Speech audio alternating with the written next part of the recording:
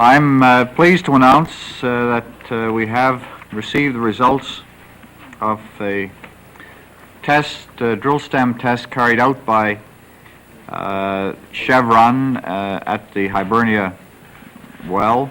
And I have a bottle of the stuff here. I was hoping to have a larger plastic bottle. It'd be worth your while to smell it. I'm not going to drink it, even though they do call it Texas tea. So if you could pass it. It's a little messy, but I'm sure you won't mind a few oil stains for historical reasons. The province's approach to this latest energy development is one of cautious optimism.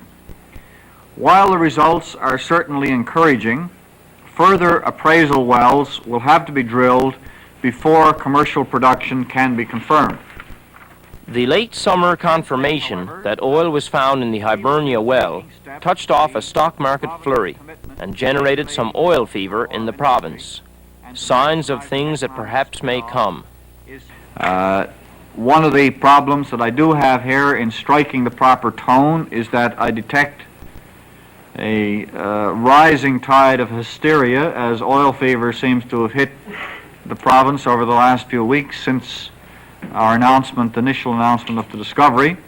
There are going to be people get hurt in the stock market, people who can't afford to get hurt. There are other people who are going to make fortunes, so I leave it to you. Although initial test results may have disappointed speculators dreaming of vast reservoirs of liquid gold, they were encouraging for a number of reasons.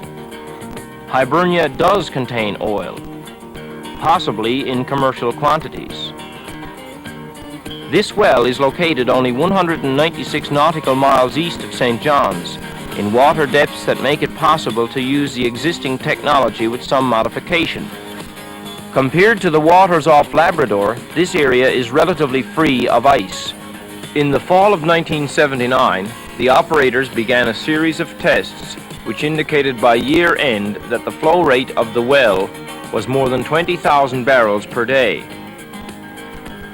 As well, the consortium is drilling 2 step-out or assessment wells within a couple of kilometers of the first well.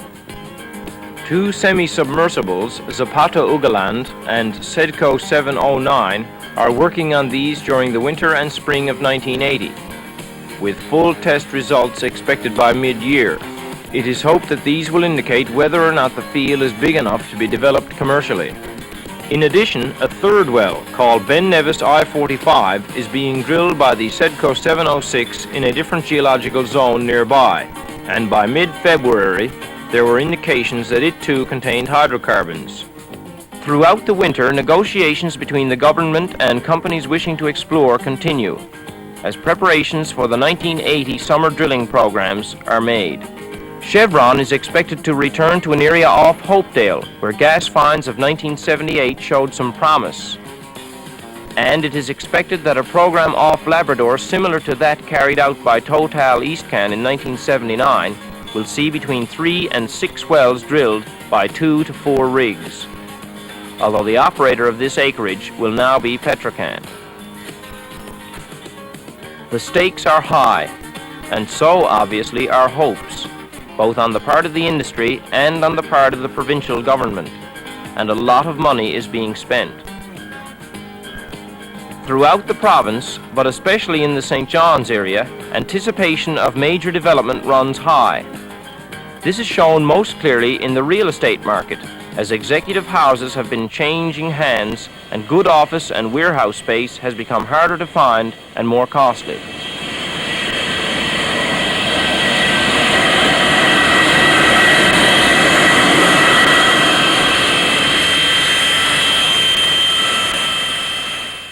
Businessmen, consultants, and speculators from all over have appeared to look over the opportunities, feel the pulse of the place, test the action.